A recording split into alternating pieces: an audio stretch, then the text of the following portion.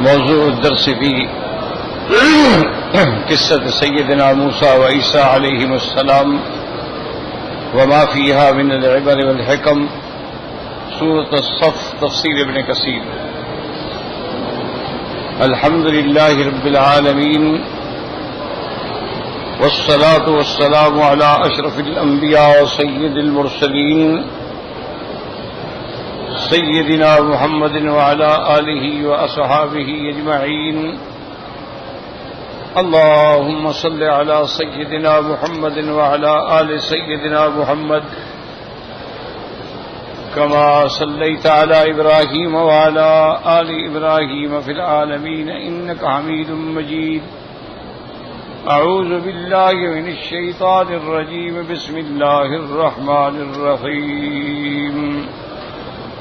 وإذ قال موسى لقومه يا قوم لم تؤذونني وقد تعلمون أني رسول الله إليكم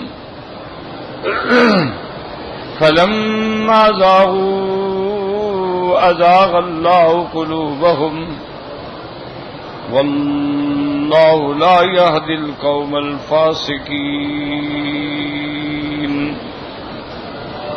وَإِذْ قَالَ عِيسَى ابْنُ مَرْيَمَ يَا بَنِي إِسْرَائِيلَ إِنِّي رَسُولُ اللَّهِ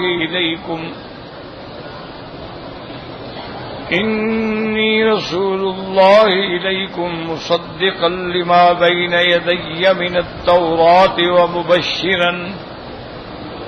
وَمُبَشِّرًا بِرَسُولٍ يَأْتِي مِن بعد اسمه أحمد. فلما جاءهم بالبينات قالوا هذا سحر مبين. اللہ تبارک و تعالی نے کلام مقدس کی ان آیات مبارکہ میں جو سورۃ الصف کی آیات ہیں، سب سے پہلے تو یہ ارشاد فرمایا تھا کہ سبح للہ ما فی السماوات وما فی الارض، پاکی بیان کرتی ہیں جو چیزیں آسمانوں اور زمینوں میں ہیں اللہ کے لیے. وَهُوَ الْعَزِيزُ، وہی ذات جو ہے غالب بھی ہے اور حکمت والی بھی ہے. اور اس کے بعد تنبیہ آئی تھی منافقین کے لیے جو دعویٰ کرتے تھے کہ جہاد کا حکم آئے، جہاد کا موقع ملے. جب موقع ملا تو الٹ گئے. اللہ نے فرمایا یا ایھا الذین آمنوا لم تقولون ما لا تفعلون، ایمان والو کیوں ایسی باتیں کہتے ہو جو نہیں کرتے ہو. کبر مقتا عند اللہ، اللہ کے ہاں یہ چیز بڑی باعث غضب ہے کہ آدمی کہے پھر اس پہ عمل نہ کرے.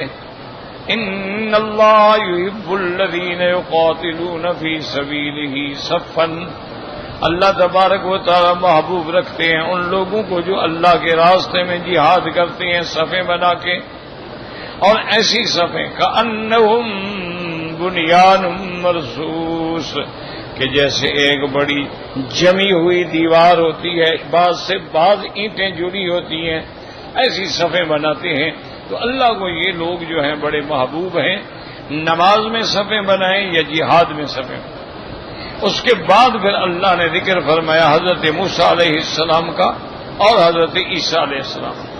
وَإِذْ قَالَ مُوسَىٰ لِقَوْمِهِ يَا قَوْمِ لِمَ تُؤْذُونَنِي، موسیٰ علیہ السلام نے جب اپنی قوم سے فرمایا کہ تم مجھے کیوں ایذا پہنچاتے. وَقَدْ تَعْلَمُونَ أَنِّي رَسُولُ اللَّهِ إِلَيْكُمْ، تم جانتے ہو کہ اللہ نے مجھے تمہاری طرف رسول بنا کے بھیجا ہے. فَلَمَّا زَاغُوا أَزَاغَ اللَّهُ قُلُوبَهُمْ، اور جب وہ حق سے پھر گئے تو اللہ نے ان کے دلوں کو بھی پھیر دیا. واللہ لا یہدی القوم الفاسقین، اور اللہ تبارک و تعالی حد سے نکلنے والوں کو ہدایت نہیں دیتے. وَإِذْ قَالَ عِيسَى ابْنُ مَرْيَمَ، کہ جب فرمایا حضرت عیسیٰ ابن مریم نے یا بنی اسرائیل، اے بنو اسرائیل، انی رسول اللہ علیکم، میں تمہارے پاس رسول بنا کے بھیجا گیا، مصدقا لما بین یدی من التورات، تصدیق کرنے والا جو مجھ سے پہلے کتاب اتری تورات، ومبشرا برسول یاتی من بعد اسمہ احمد، اور خوشخبری دینے والا ایسے پیغمبر کی جو میرے بعد ہوگا جس کا نام احمد ہوگا۔ فلما جاءہم بالبینات، جب آپ آئے ان کے پاس نشانیاں لے کر، قالوا ھذا سحر مبین، کہنے لگے یہ تو کھلا جادو ہے۔ تو اب ان آیات میں سمجھیں کہ ان آیات میں حضور صلی اللہ علیہ وسلم کے لیے تسلی ہے کہ میرے محبوب آپ غم نہ کریں۔ آج اگر قریش آپ کی تکذیب کر رہے ہیں تو پہلے بھی جو پیغمبر گزرے ہیں ان کی بھی تکذیب کی، یہ آپ کو ستا رہے ہیں، پہلے پیغمبروں کو بھی ستایا گیا، اس لیے آپ غم نہ کریں، یہ سنت اللہ ہے اور آپ صبر۔ تو ایک تو ہمیں یہ مسئلہ سمجھ آیا کہ پیغمبر کا انکار ہو، تکذیب ہو یا ایذا ہو، یہ سب حرام۔ ایک ہے کہ آدمی نبوت کا انکار کرتا ہے، جی میں نہیں مانتا، ایک ہے کہ ایذا بھی پہنچاتا۔ اب ایذا جو ہے وہ دو قسم سے ہوتا ہے، یا تو جسمانی ایذا ہے، جیسے حضور صلی اللہ علیہ وسلم پر طائف میں پتھر برسائے گئے،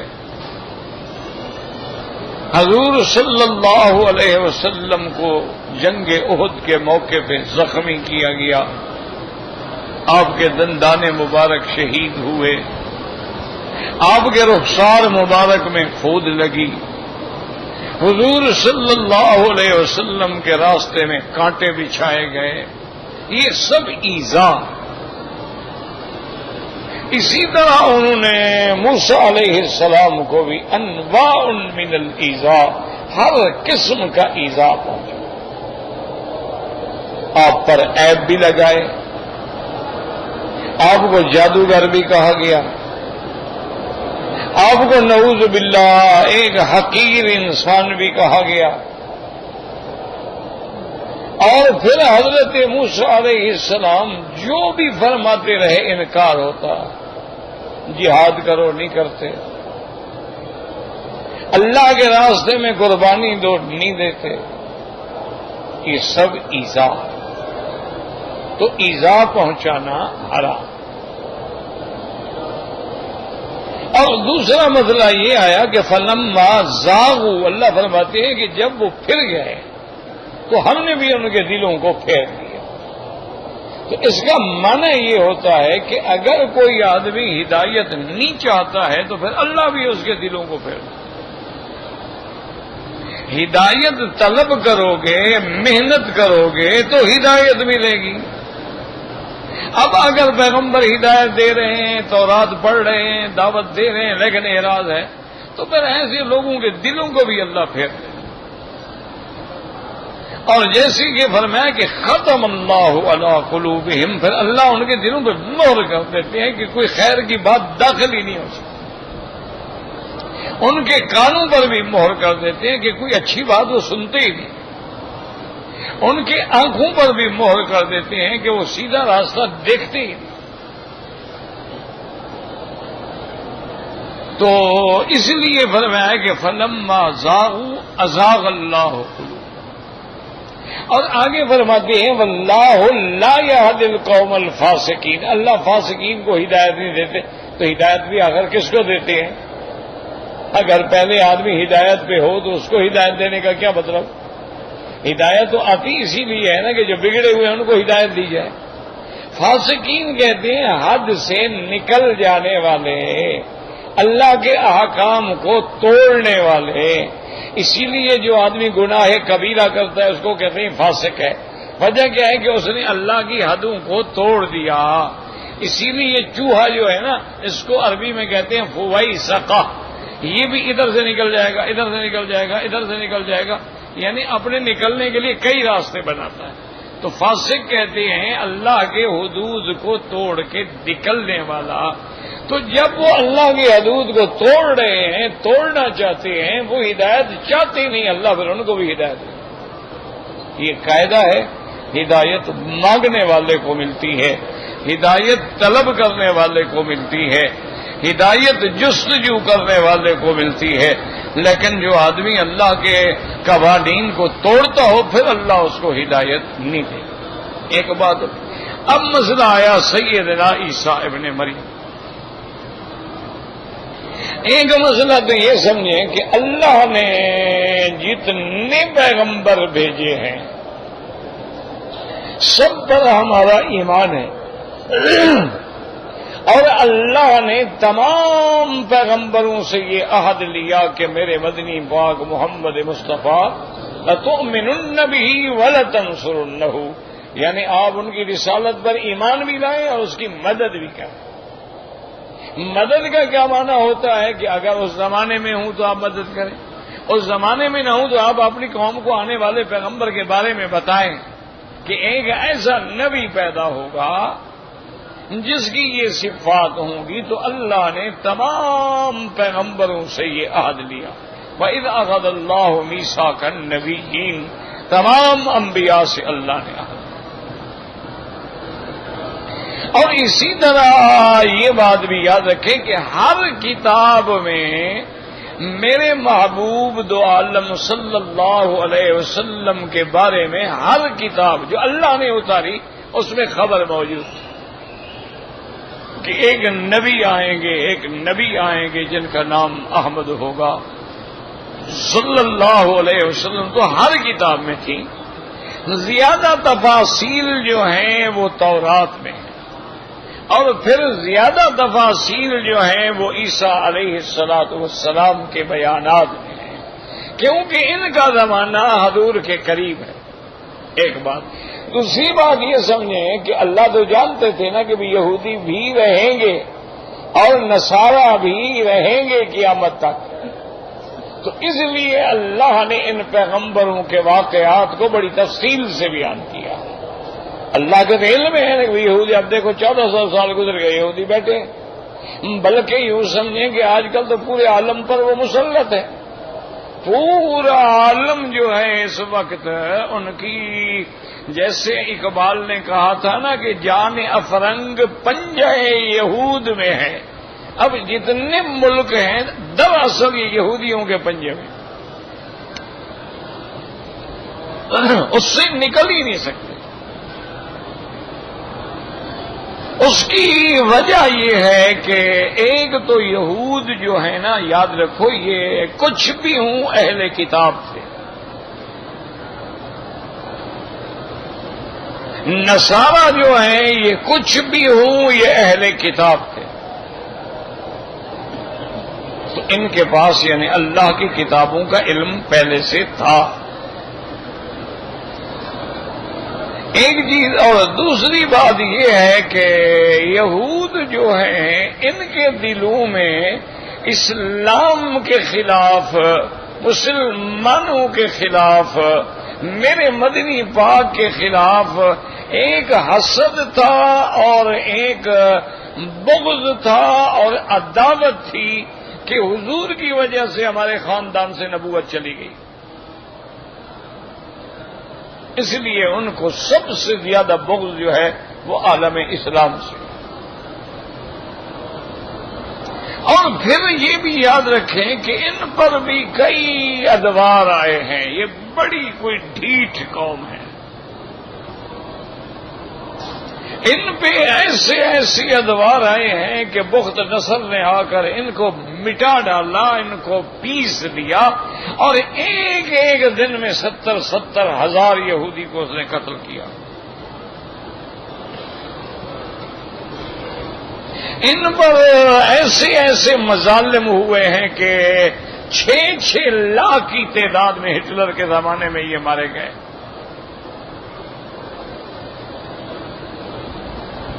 پھر اللہ نے ان کو موقع دیا کہ سنبھل جائیں، پھر بگڑ گئے، پھر عذاب آ گیا.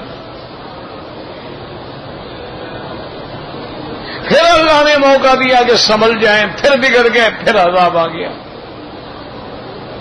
تو یہ کوئی بڑی مکار، عیار اور مبغوض قوم ہے جن پہ اللہ کی لعنت ہے. اور اب انہوں نے بڑی سوچ سمجھ کر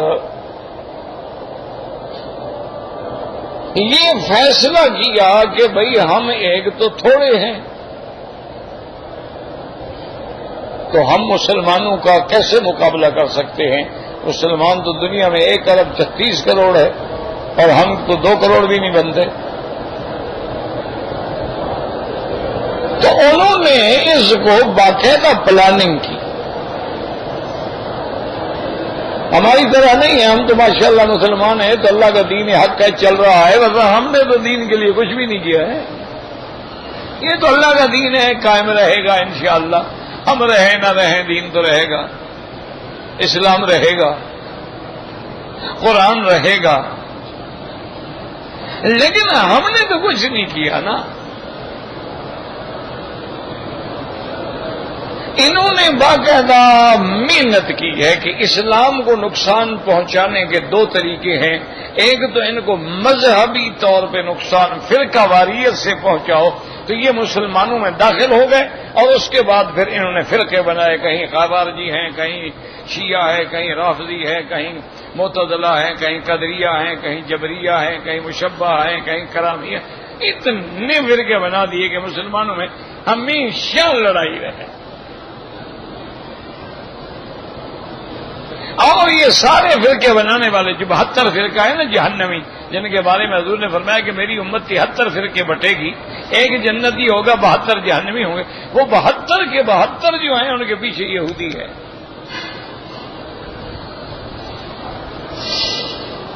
ایک انہوں نے یہ کیا. دوسرا انہوں نے یہ کیا کہ کوئی قوم جو ہے وہ تعلیم کے بغیر ترقی نہیں کر سکتی.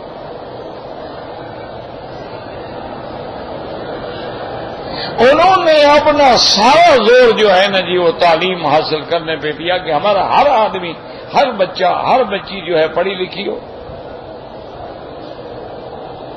آج دنیا میں جو سب سے چوٹی کی یونیورسٹی ہیں وہ یہودیوں کی.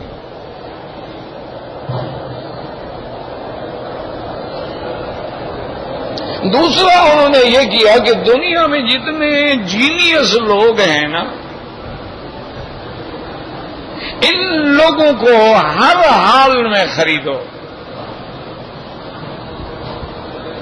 دولت دینی پڑے، عورت دینی پڑے، عزت دینی پڑے. کیوں؟ جب تک کہ ایسے قابل، دیکھو نا جی، ایک آدمی ہوتا ہے نا، دیکھو نا محمد علی ایک آدمی تھا نا، پاکستان بنا گیا.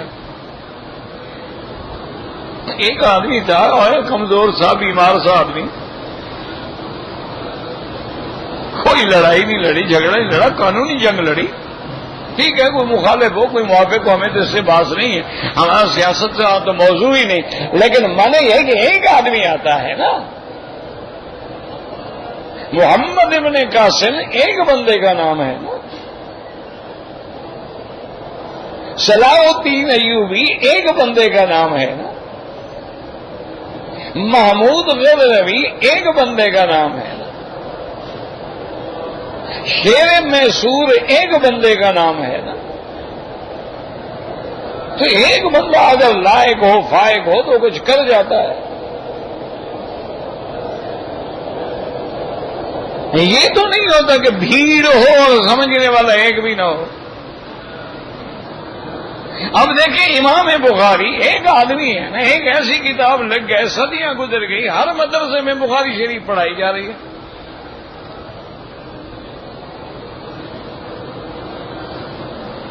مفسر ابن کثیر جو ہم پڑھ رہے ہیں یہ شافعی المسلک ہے، یعنی امام شافعی کا ماننے والا ہے، لیکن ہر مدرسے میں حنفیوں کا، حنبلیوں کا اور شافعیوں کی ابن کثیر پڑھائی جائے گی۔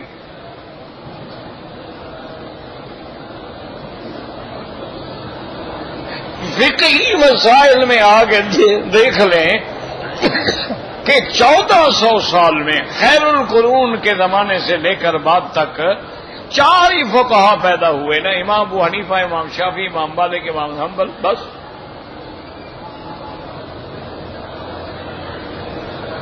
ساری دنیا کو ماشاءاللہ وہ نظام اسلام دے گئے۔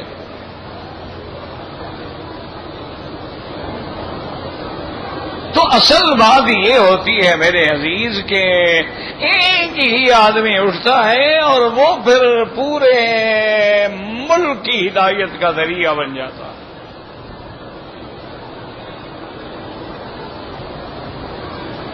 ایک لیکن آدمی ہو نا جس کا عقل ہو، فہم ہو، ذکا ہو،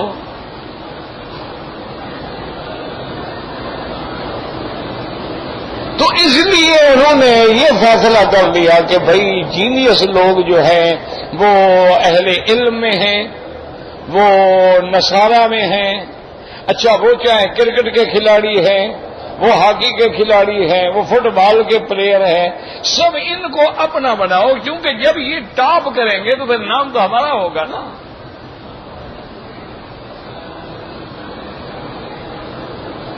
اور تیسرا جو اصل کام کیا انہوں نے کہا کہ بھائی پوری دنیا کی زندگی جو ہے نا اب وہ اقتصادیات سے، اب دیکھیں نا جی، آپ ماشاءاللہ آپ کے پاس بڑا علم ہو، آپ ماشاءاللہ قرآن حدیث کا درس دیتے ہوں، گھر میں روٹی نہ ہو تو پھر کیا کریں گے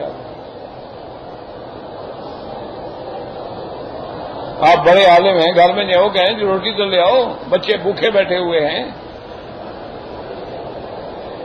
تمہاری کتابیں تو بچے نہیں کھائیں گے نا، ان کے لیے کچھ روٹی تو لاؤ نا۔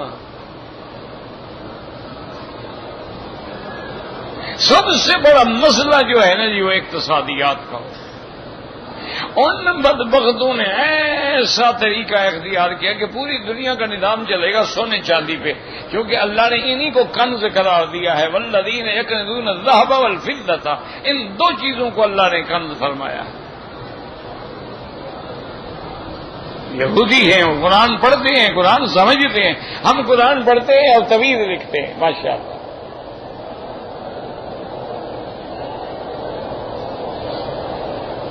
اللہ نے قرآن اتارا تھا زندوں کے لیے، ہم مردوں پہ پڑھتے ہیں، مرنے لگے پڑھو جی قرآن پڑھو جی، یاسین پڑھو جی، خیمہ لگا دو جی قبر پہ قرآن، ساری زندگی اس نے پڑھا نہیں، اب خیمہ لگا کے لوگ پڑھیں۔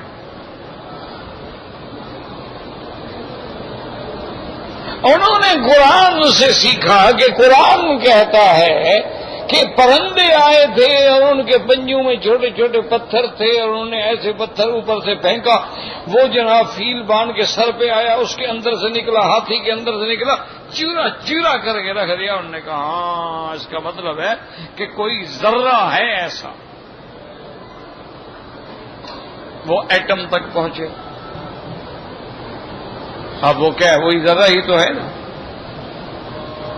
ایک گراؤ تو 80 لاکھ آدمی ختم۔ اس وقت تو ٹوٹا پھوٹا تھا، ابتدائی ایٹم تھا نا، آج کل کے جو ایٹم ہے یہ تو ارب بندے ختم ہو جائیں گے، یہ وہ نہیں ہے، وہ تو صرف کھلونا تھا ان کے مقابلے پہ۔ انہوں نے سوچا، قرآن کو سوچا، انہوں نے کہا کہ ذرہ قابل تقسیم ہے یا قابل تقسیم نہیں؟ انہوں نے کہا قرآن کہتا ہے کہ اگر کوئی چیز یعنی ذرہ ہے اور کہیں چھپا ہوا ہے، ولا اصغر من ذالک ولا اکبر، تو مانا ہے کہ ذرہ تقسیم ہو سکتا ہے، بڑا بھی چھوٹا ہو سکتا ہے۔ انہوں نے ذرے کو تقسیم کیا، ایٹم بنا لیا۔ انہوں نے کہا قرآن پاک کہہ رہا ہے کہ یخرج منہم اللؤلؤ والمرجان، ہاں لؤلؤ مرجان کو قابو کرو۔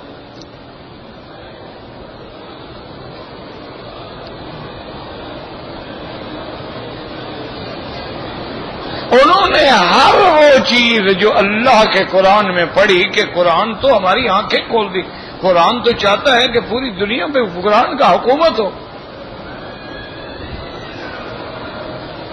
قرآن اس لیے تو نہیں آیا ہے کہ تعویذ بنا کے گلے میں ڈالا جائے یا مردوں پہ صدقہ ہیلا اسقاط کیا جائے.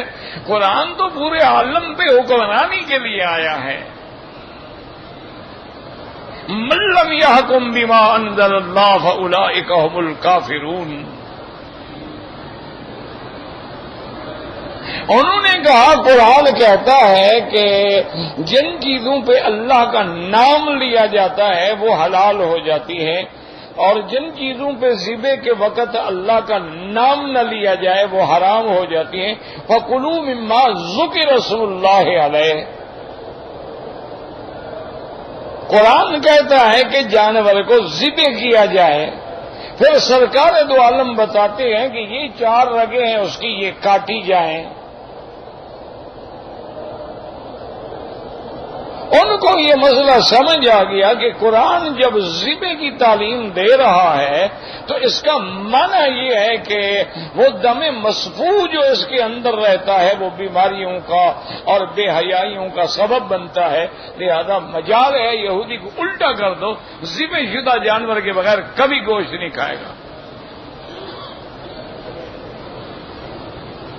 مسلمان تو جا کے ہوٹلوں میں ہر الا بلا کھا جاتے ہیں نا، پتہ ہی نہیں کرتے.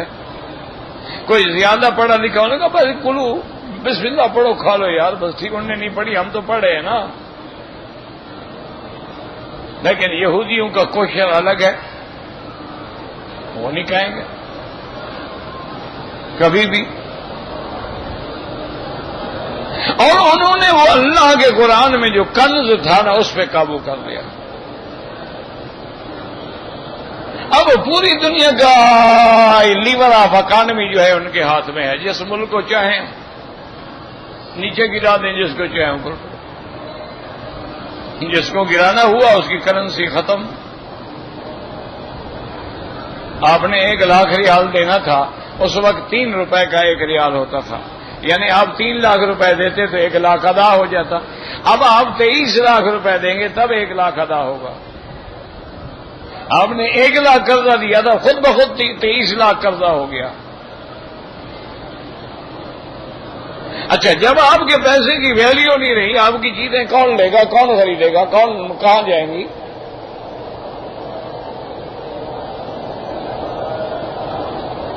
وہ ایسا شاطر دماغ ہے نا جی، بیٹھے بیٹھے جس کرنسی کو چاہے اوپر لے جائے، جس کو چاہے نیچے لے جائے. ان کو جنگ کرنے کی ضرورت ہی نہیں ہے. یہ جو ہم لڑ رہے ہیں نا جی، ڈنڈا سوٹا، ایک دوسرے کو دینا، مار دینا، مسجدوں میں مار دینا، اس کو مار دینا، مسلمانوں کو مار دینا، گاڑیوں میں بندے مار ڈالنے، بسوں میں بندے مار ڈالنے، یہ تو ہماری بے وقوفوں کا کام ہے. وہ کوئی پاگل ہے کہ لوگوں مرے؟ کبھی دیکھا آپ نے کوئی یہودی آیا آپ کو مارنے کے لیے آپ کے ملک میں؟ آپ کو کبھی ملا ہے کوئی یہودی؟ اس کو ضرورت ہی نہیں ہے. اس کو کیا ضرورت ہے؟ وہ آپ کو بھوکھا رکھ کے مار دے گا، وہ آپ کے پانی بند کر دے گا، وہ آپ کے ڈیم نہیں بننے دے گا، وہ آپ کے دریاؤں کو خشک کر ڈالے گا، یا پھر ایسا سیلاب آئے گا کہ 2-4 دریاؤں کا رخ آپ کی طرف پھروا دے گا.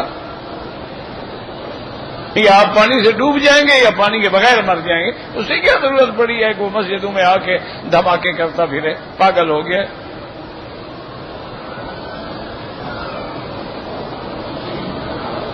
تو آپ دیتے ہیں نا جی باہر باہر. آج تک ایک یہودی مجھے دکھاؤ، ایک نصرانی مجھے دکھاؤ وہ اپنے ملک کے لیے مرے گا. ایک ہم ہیں انا للہ و انا الیہ راجعون. ایک ایسی بھیڑ ہے، ایک ایسا گروہ بن گئے ہیں، نہ جماعت ہے، نہ امت ہے، نہ ہمارا کوئی راستہ ہے، نہ ہمارا کوئی قبلہ ہے، نہ ہمارا کوئی ایمان ہے. ہر آدمی نے 1.5 انچ کی مسجد اپنی بنائی ہوئی ہے، اپنا اذانیں ہیں، اپنی جماعتیں ہیں، اور اپنے اپنے لباس ہیں، اپنے اپنے رنگ ہیں، اپنے اپنے کپڑے ہیں. ہم مسلمان ہیں ماشاءاللہ، ایک نبی کو ماننے والے ہیں. ہمارا خدا بھی ایک ہے، نبی بھی ایک ہے، کعبہ بھی ایک ہے، لبیک بھی ایک ہے، عرفات بھی ایک ہے، لیکن اندر ہم ہزاروں فرقے.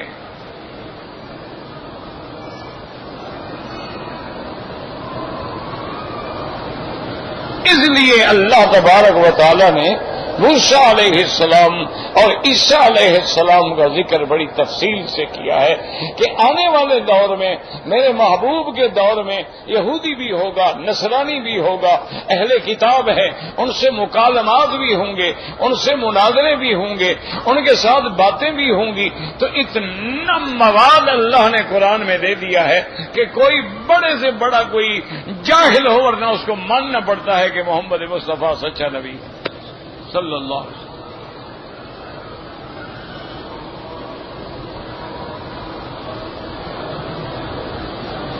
اور پھر اللہ کی حکمت دیکھیں کہ اگر عیسیٰ علیہ السلام زمین میں رہتے تو پھر تو حضور نہ آتے۔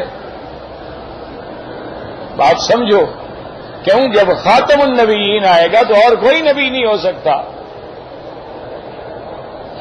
خاتم النبیین نہ ہوں تو دو نبی بھی ہو سکتے ہیں، موسیٰ علیہ السلام بھی نبی، ہارون علیہ السلام بھی نبی ہیں، حضرت یعقوب علیہ السلام بھی نبی ہیں، یوسف علیہ السلام بھی نبی ہیں، داؤد علیہ السلام بھی نبی ہیں، سلیمان علیہ السلام بھی نبی ہیں۔ لیکن چونکہ آمنہ کے لال ہیں خاتم الانبیاء، اور جب خاتم الانبیاء آ جائیں گے تو اور نبی تو ہو نہیں سکتا۔ اچھا، اب اور اگر نبی ہو نہیں سکتا تو اللہ کا نظام ہے کہ جو پیغمبر آتا ہے آنے والے کی خوشخبری دیتا ہے اور جانے والے کی تصدیق کرتا ہے، جیسے کہ حضرت عیسیٰ صاحب نے کہا کہ موسیٰ علیہ السلام سچے نبی، تورات سچی کتاب، آنے والے نبی احمد مصطفیٰ ہیں۔ تو اب حضور کے بعد تو نبی ہے نہیں نا، کون سا نبی تصدیق کرے؟ اللہ نے عیسیٰ علیہ السلام کو آسمانوں پہ اٹھا لیا کہ آپ بیٹھے رہیں، ہم آپ کو آخری زمانے میں اتاریں گے، اور آپ جا کے جیسے مبشر تھے اسی طرح حضور کی نبوت کی تصدیق کریں گے، اور پھر آپ نبی بن کے نہیں اتریں گے، آپ امتی ہوں گے محمد مصطفیٰ صلی اللہ علیہ وسلم، اور حضور کی شریعت پہ چلنے والے ہوں گے۔ تو اس لیے اللہ نے یہ ایسا نظام بنایا ہے کہ موسیٰ علیہ السلام، عیسیٰ علیہ السلام کے ذکر کو اللہ نے بڑا کھول کے دیا۔ اچھا، اب عیسیٰ علیہ السلام نے قوم سے کیا کہا کہ یا بنی اسرائیل، سمجھیں اللہ کے قرآن کو۔ موسیٰ علیہ السلام اذ قال موسیٰ لقومہ، اپنی قوم سے کہا، اور عیسیٰ علیہ السلام کس کو کہہ رہے ہیں؟ یا بنی اسرائیل، یا بنی اسرائیل۔ تو اس لیے ہمیں پتہ چلا کہ یہ ایک قوم کے لیے نبی بن کے آئے تھے، اور یہ شان فقط آمنہ کی لال کے لیے ہے کہ جو ساری کائنات کے لیے نبی بن کے آئے۔ حضور پاک نے جہاں اپنی قوم کو خطاب کیا وہاں آپ نے یا ایھا الناس، یا ایھا الناس، یا ایھا الناس، تمام عالم کے انسانوں کو خطاب کیا۔ کیوں؟ حضور تو سب کے لیے نبی تھے، صرف مکے والوں کے لیے تو نہیں تھے، آپ صرف حجاز کے لیے تو نہیں تھے، آپ کی نبوت جو تھی وہ تو عالمی نبوت تھی۔ اس لیے حضور کی خطاب میں ملے گا کہ یا ایھا الناس اعبدوا ربکم الذی خلقکم، یا ایھا الناس انی رسول اللہ الیکم جمیعا، یا ایھا الناس اتقوا ربکم، یا ایھا الناس، یا ایھا الناس۔ اسی لیے حضور پاک نے کبھی پھر خاص طور پہ دو قوموں کو مخاطب کیا کہ یا معشر الجن والانس ان استطعتم ان تنفذوا من اقطار السماوات والارض فانفذوا لا تنفذون من سلطان الا بسلطان۔ تو اللہ کے نبی نے اب انسانوں کو اور جنوں دونوں کو مخاطب کیا۔ اللہ کے پیغمبر نے فرمایا لا فضل لعربی علی عجمی، کوئی عربی اجمی پہ افضل نہیں، کوئی گورا کالے پہ افضل نہیں، مگر تقوی سب کے لیے خطاب فرمایا. تو اس لیے اللہ تبارک و تعالی نے عیسیٰ علیہ السلام کو بھیجا، مبعوث فرمایا، رسول بنایا، معجزات دیے اور مبشر بنایا محمد مصطفیٰ کا. اچھا، اور آپ نے یاد رکھو جو بشارت دی اس میں نام جو لیا قرآن کہتا ہے مبشرم برسول یاتی من بعدی اسمہ احمد. تو یاد رکھیں کہ حضور کا نام آسمانوں میں احمد ہے اور زمینوں میں آپ کا نام محمد ہے صلی اللہ علیہ وسلم. آپ کا نام پیدائش سے پہلے احمد ہے اور پیدائش کے بعد محمد ہے، یاد رکھیں.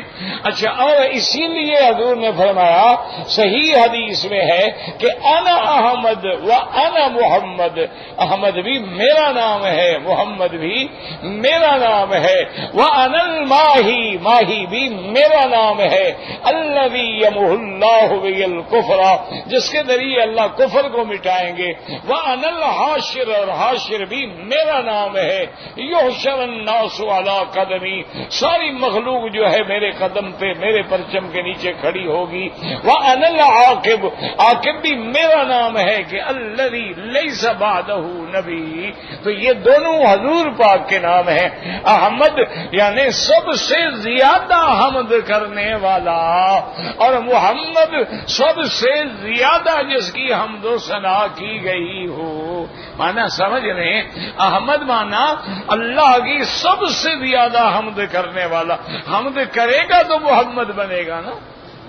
بات سمجھیے، پہلے آپ حمد کریں گے نا، اللہ کا حمد کریں گے تو اللہ پھر آپ کو محمد بنائیں گے. تو آپ سب سے زیادہ حمد کرنے والے ہیں، اور پھر سب سے زیادہ جس کی حمد کی گئی، مدح و ثنا کی گئی، وہ بھی حضور کی ذات ہے کہ جس کی ثنا انسانوں نے، جنوں نے، فرشتوں نے فقط نہیں کی بلکہ اللہ نے خود فرمائی. تو اس لیے یہ دونوں نام جو ہیں حضور صلی اللہ علیہ وسلم کے ہیں. اور اس کے بعد عیسیٰ علیہ السلام کے بارے میں اللہ فرماتے ہیں کہ جب عیسیٰ علیہ السلام آ گئے اور بشارت بھی دے دی تو فلما جاءہم بالبینات، جب معجزات کے ساتھ آئے. اللہ نے عیسیٰ علیہ السلام کو بڑے معجزے دیے تھے، مردہ کو کہتے تو زندہ ہو جاتا تھا، اور اللہ تبارک و تعالی نے آپ کے ہاتھ میں ایسی شفا دی تھی کہ مادرزاد اندھوں کے آنکھوں پہ ہاتھ رکھتے تھے تو آنکھیں آ جاتی تھیں، اور اگر برس اور کوڑ والے کو ہاتھ پھیر دیتے تھے شفا ہو جاتی تھی. یہ سارے معجزات دیے، لیکن قوم نے کہا کہ جناب ہم نہیں مانتے کہ معجزات نہیں، تو جادو ہے. یہ پرانی، یاد رکھو، پرانی مرض ہے کافروں کی. ہر پیغمبر کے معجزات کو دیکھنے کے بعد انہوں نے ایک ہی بات کہی کہ جادو ہے. وجہ کیا ہے؟ جب ان کو عجیب چیزیں نظر آئی، خبر کی عادت نہ، بس کہہ دیا جادو ہے.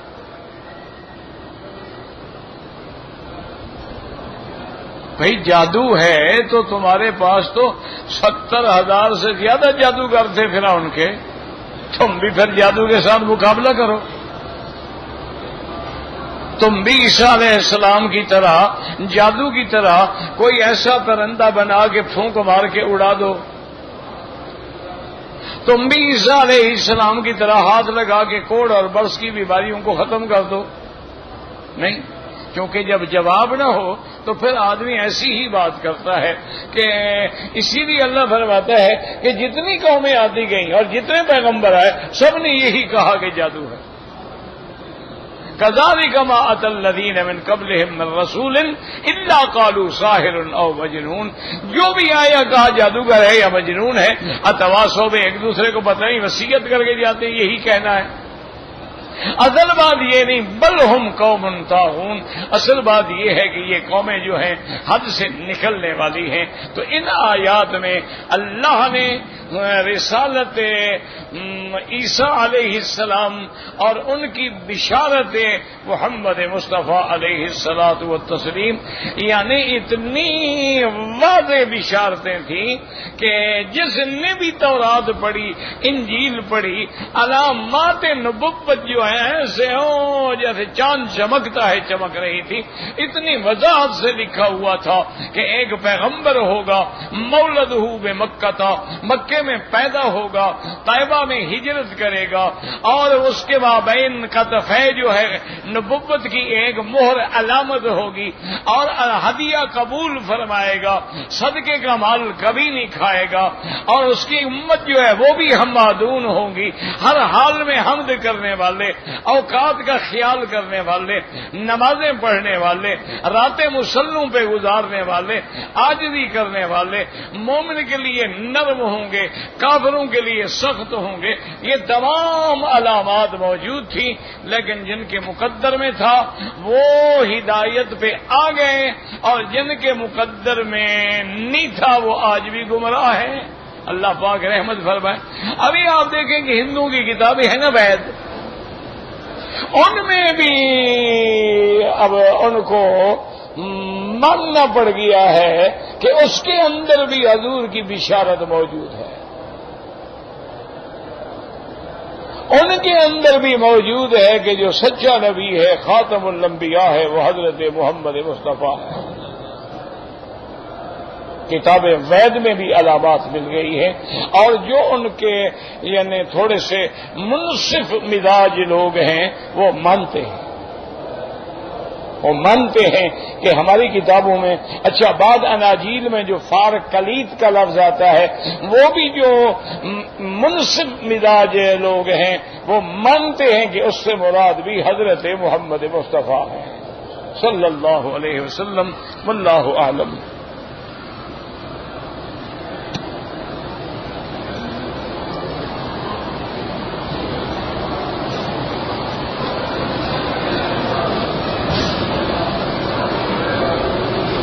بھئی اگر دو یا تین طواف اکٹھے کر کے بعد میں دو رکعت ادا کر دی جائیں تو جائز ہے، لیکن افضل یہ ہے کہ ہر طواف کے بعد 2 رکعت پڑھیں۔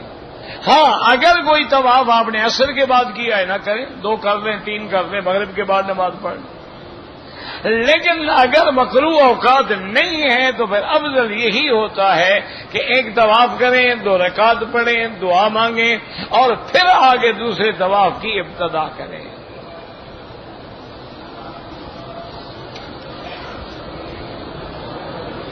اگر عصر کے بعد ہم نے طواف کیا ہے تو اس کی 2 رکعت جو ہیں وہ امام ابو حنیفہ رحمت اللہ علیہ کے نزدیک مغرب کے بعد ادا کریں گے، لیکن امام احمد ابن حنبل رحمت اللہ علیہ کے نزدیک اللہ کے حرم میں اجازت ہے، وہ کہتے ہیں کہ جب بھی طواف کرے 2 رکعت پڑھ سکتا ہے۔ اصل میں یاد رکھیں کہ یہ مسائل جو ہیں میرے بزرگ، میرے بھائی، یہ اللہ کی رحمت ہے، اس کو ہم نے بلا وجہ لڑائی بنا دیا ہے۔ اب بڑا آسان مسئلہ ہے کہ مثلاً آپ عصر کے بعد آئے، آپ نے آ کے طواف کیا، اب آپ اسی نیت سے آئے ہیں کہ انشاءاللہ مغرب میں حرم میں پڑھوں گا، تو آرام سے مغرب کے بعد 2 رکعت پڑھ لیں، کوئی جھگڑا ہی نہیں، تاکہ کوئی حدیث مخالف ہی نہ ہو۔ اچھا آپ کا قافلہ جا رہا ہے، گاڑی تیار ہے، ساتھی بسوں میں بیٹھ گئے ہیں، پڑھ کے چلے جائیں، کوئی مسئلہ نہیں، کوئی کفر اسلام کی جنگ تو نہیں ہے۔ اگر کوئی مجبوری ہے تو ایک امام وہیں اجازت دے رہا ہے نا، اور مجبوری نہیں ہے تو پھر کوشش کریں کہ آپ کے لیے مغرب کے بعد پڑھنا جو ہے وہ بالاتفاق جائز ہے، کوئی حدیث بھی مخالف نہیں۔ اچھا پھر امام احمد حنبل رحمۃ اللہ علیہ فرماتے ہیں عصر کے بعد پڑھنا جائز ہے، افضل ہونے کے نزدیک بھی مغرب کے بعد ہے، یعنی ایک جواز ہے، گنجائش ہے، حرم میں رعایت ہے، کیونکہ اتنی بڑی مخلوق ہے، اب سارے کے سارے تو بیٹھ نہیں سکتے تھے نا، دیکھو نا اگر سارے بیٹھ جائیں، اسی لیے ہمیشہ یاد رکھا کریں یہ ہم پر اللہ کی رحمتیں ہیں۔ اب دیکھیں بعض امام فرماتے ہیں کہ مینا میں رہنا 8 کو جانا ہے نا، 9 کی رات بھی رہنا ہے، پھر 10 کو واپس آنا ہے، 11 کی رات، 12 کی رات. وہ کہتے ہیں مینا میں راتیں گزارنا واجب ہے، اگر نہیں گزارے گا دم پڑے گی. اچھا، امام ابو حنیفہ فرماتے ہیں سنت ہے، ثواب تو ہے، لیکن اگر کوئی نہ گزار سکے دم نہیں پڑے گی. اب آج دیکھیے آج کل کس کو مینا میں جگہ ملتی ہے؟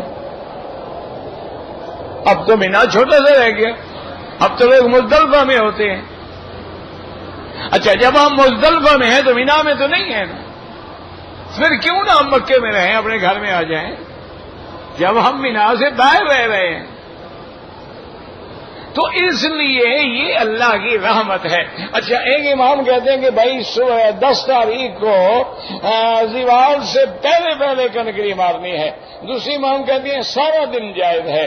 تیسرا امام کہتا ہے دن رات جائز ہے. تو کسی نے کسی وقت مار لی، کام تو ہو گیا نا الحمدللہ. اگر ایک ہی وقت مقرر ہوتا لوگ مر جاتے،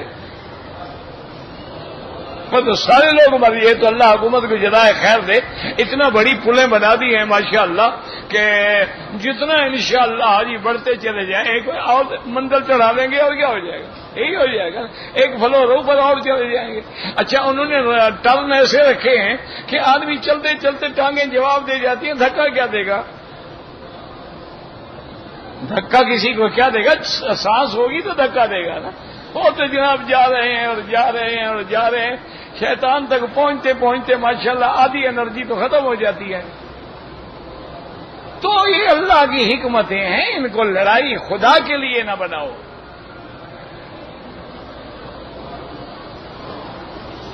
مسجد عائشہ کے تمام مسلمانوں کا عمرہ ہو سکتا، ہاں جی تمام مسلمانوں کا ہو سکتا ہے.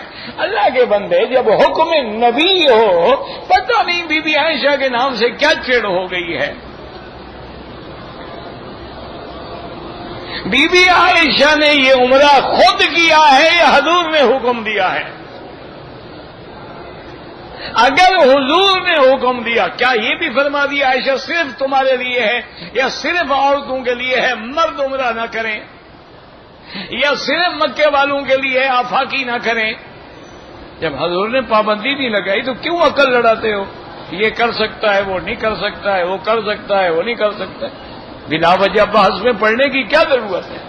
اچھا، بات کہہ دیتے ہیں جی گھر سے احرام باندھو عمرہ کر لو. او بابا، بی بی عائشہ مکے میں موجود تھی، اگر عمرے کا احرام گھر سے باندھا جا سکتا ہے تو بلا وجہ بی بی عائشہ کو تنعیم بھیجا حضور نے. فرما دیتے بی بی اٹھو احرام باندھو اور جا کے عمرہ کر لو. تو معلوم ہوا کہ اگر عمرہ کرنا ہوگا تو حد حرم سے باہر جانا ضروری ہے. اب چاہے تم مسجد عائشہ جاؤ، جیرانہ جاؤ، عرفات جاؤ، حدیبیہ جاؤ، جدہ جاؤ، کہیں جاؤ، حد حرم سے باہر نکل کے احرام باندھ کے عمرہ کرو گے. جب عمرے کے لیے حضور کا حکم موجود ہے، اس میں پھر کوئی قید نہیں کہ یہ کر سکتا ہے اور یہ نہیں کر سکتا اور یہ کر سکتا ہے اور یہ نہیں کر سکتا ہے.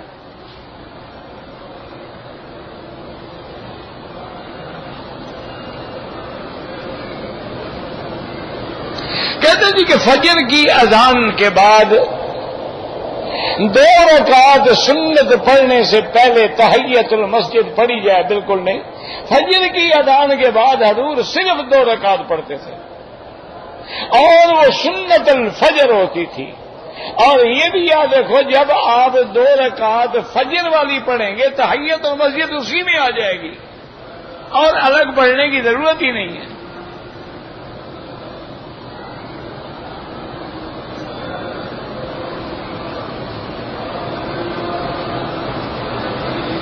میرا 7واں چکر ابھی پورا نہیں ہوا تھا، مغرب کی نماز کھڑی ہو گئی، میں نے نماز پڑھی، جنازہ پڑھا، پھر چکر پورا کیا. ٹھیک ہے، کوئی بات نہیں.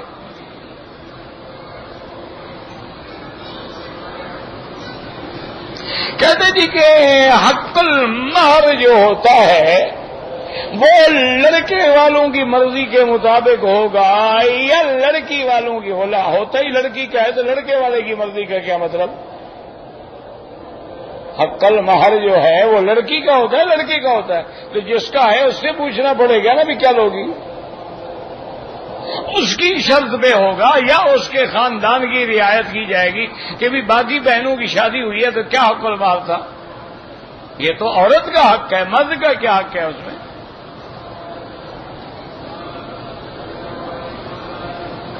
کہتے ہیں جی کہ بیوی کے لیے میک اپ کا سامان خرید سکتے ہیں، اگر وہ میک اپ تمہارے لیے کرے تو خرید سکتے ہو، اور لوگوں کے لیے کرے تو بالکل نہیں خرید سکتے ہو۔ اور موتیوں والا جو پردے آج کل برقعے بنے ہوئے ہیں، اس کے اوپر پھر اس کو اور برقع پہننا پڑے گا۔ برقع چھپانے کے لیے ہوتا ہے کہ زینت دکھانے کے لیے ہوتا ہے؟ یہ برقع تھوڑا ہے، یہ تو گاؤن ہے فیشنیبل۔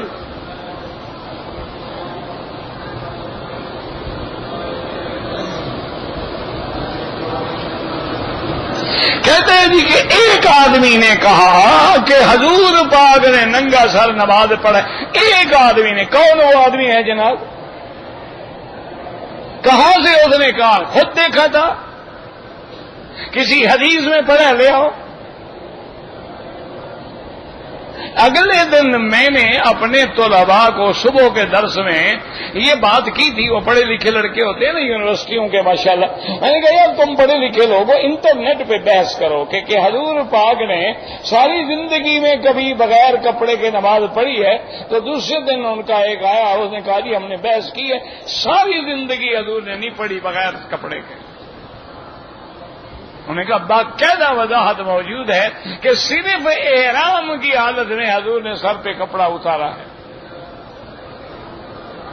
اب یہ کہنا ایک آدمی تو جناب کل خانیاں بھی کرتا ہے، ایک آدمی تو جناب عرس شریف بھی کرتا ہے، ایک آدمی جناب قوالیاں بھی کرتا ہے، وہ دین ہو گیا؟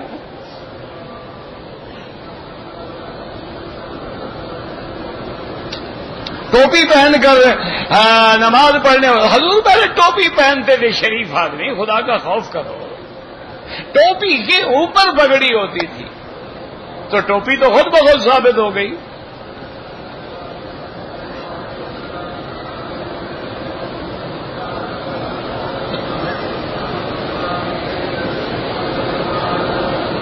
میں تبلیغ کے لیے جانا چاہتا ہوں، میری والدہ اجازت تو والدہ کو راضی رکھے، والدہ کی اجازت سے جائیں، اور جتنے دن کی والدہ اجازت دے اتنے دن جائیں، زیادہ نہ لگائیں۔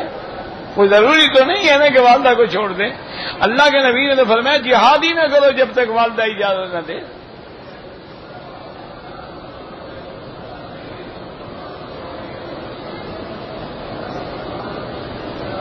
کہتے ہیں کہ پاکستان میں رہتے ہوئے میں اپنے جو رشتہ دار ہیں ان سے پردہ نہیں کر سکتا۔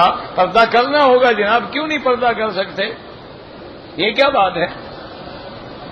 جھگڑا ہو جائے تو 6 سال بات نہیں کرتے ہو، اللہ کا نبی کا ہے پردہ کرو تو نہیں کر سکتے ہو؟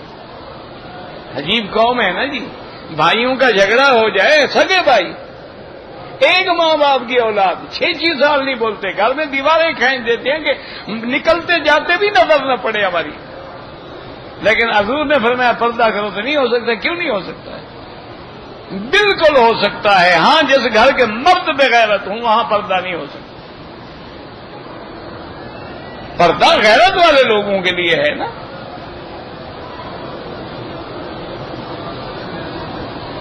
جبریل علیہ السلام جب وحی لاتے تھے تو کاغذ میں لکھ کے لاتے تھے، مجھ سے نہ کبھی قلم لیا نہ کاغذ لیا، میں کیا بتاؤں۔ بہرحال کبھی آگے خود حضور کے ساتھ بیٹھ کے پڑھتے تھے، اس لیے قرآن کہتا ہے لا تحرک بہ لسانک، جب جبریل پڑھ رہا ہو تو آپ زبان مبارک کو حرکت نہ دیں۔ تو معلوم ہوا کہ وہ پڑھتے تھے، وہ بولتے تھے، وہ کلام کرتے تھے، حضور سنتے تھے۔ اور پہلی دفعہ جب وحی آئی ہے اس کے بارے میں محدثین کہتے ہیں کہ وہ لکھی ہوئی تھی، اس لیے آپ نے جبریل نے کہا کہ یہ دیکھیں اور اقرا پڑھیں، ورنہ حضور عربی تھے، اگر جبریل آگے پڑھتا جاتا ہے اقرا بسم ربک الذی خلق تو حضور کے لیے پڑھنا کیا مشکل تھا، لیکن چونکہ حضور پڑھے ہوئے نہیں تھے نا، لکھا ہوا نہیں پڑھ سکتے، اس لیے فرمایا کہ ما انا بقارئ، میں پڑھا ہوا نہیں ہوں۔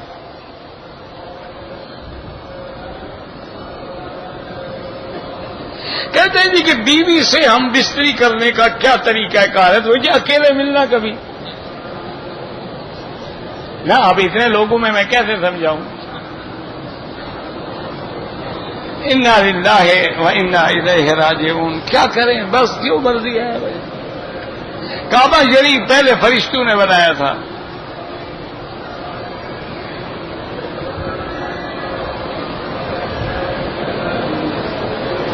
اگر عورتوں نے طواف کیا ہے عمرے کا، پھر ہوٹل میں چلی گئیں، رات ہوٹل میں گزاری، غسل کیا، کپڑے پہنے، پھر صفا مروا دوڑی، اگر انہوں نے غسل فرمایا شیمپو سے، خوشبو والے صابن سے، تو ایک ایک بکری دم پڑ گئی. اور غسل کیا ایسے سادے پانی سے بھی گرمی جو ہے رفع ہو جائے، پھر کوئی دم نہیں. کپڑے بدلنے سے بھی کوئی فرق نہیں پڑتا. عورت کا احرام تو ہوتا ہی وہی ہے جو کپڑے پہن لے.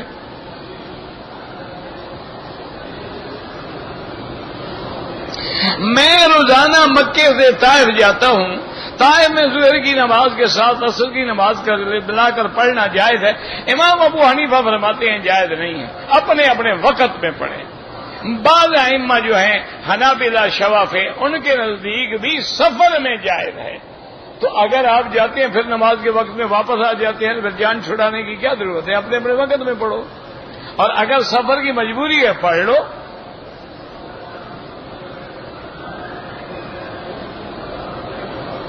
کہتے جی مجھے پیشاب کے خطرے آتے ہیں، میں وضو تو ہر نماز کے لیے نیا کرتا ہوں، انڈر ویئر رکھو، اس کو بھی دھویا کرو نا. یہ تو نہیں کہ وہ پیشاب کھڑا رہے اور آپ باہر سے وضو کرتے رہیں.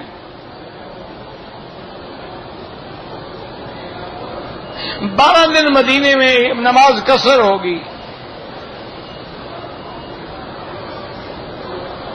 اگر مسجد کے بعد حمامات جو ہیں ان کا رخ قبلے کی طرف بنا ہوا ہے، کیونکہ اگر بند ہے حمام تو اس میں رخ کا کوئی جھگڑا نہیں. میدان کے اندر قبلے کی طرف نہ رخ کریں نہ پشت کریں. اگر ایک چیز بنی ہوئی ہے، کمرہ بند ہے، کوئی فرق نہیں پڑتا. لیکن بہتر یہ ہوتا ہے کہ نہ بنائے جائیں. اب بھی اگر اس میں آپ تبدیلی کر سکتے ہیں تو کوئی مشکل نہیں ہے. نیچے کرسی توڑ کے بدلنی ہے نا، اور کیا ہو جانا ہے. مرحومین کے لیے عمرہ کریں، بالکل کریں. بعض علماء مدرسے پہ قبضہ کرنے کے لیے غنڈہ لوگوں کی مدد لیتے ہیں. بہرحال ناجائز قبضہ تو حرام ہے. ناجائز زمین پہ قبضہ کرنا بالکل حرام ہے. مسجد بنانا بھی حرام ہے، مدرسہ بنانا بھی حرام. ہاں اگر کوئی مسجد مدرسے پہ قبضہ کر لے، اس کو چھڑانے کے لیے وہ استعمال کریں تو الگ بات ہے.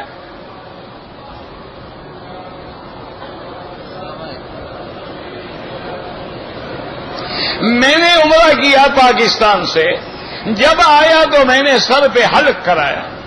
پھر میں مدینہ منورہ چلا گیا، وہاں سے عمرے کا احرام باندھ کے آیا تو سر پہ کینچی سے بال کاٹے. بال تھے کہاں جو آپ نے کینچی سے کاٹے؟ بھائی پہلے آپ نے اس طرح پھرایا، بال ختم ہو گئے. اب آپ کے 4-5 دن میں اتنے بال تو نہیں آ گئے تھے کہ کینچی سے کٹ جائیں. آپ کو پھر بھی اس طرح پھروانا تھا، نہیں پھروایا، دم پڑ گئی. زندہ رشتہ داروں کے لیے عمرہ نہیں، آپ ان کے لیے دعا کریں.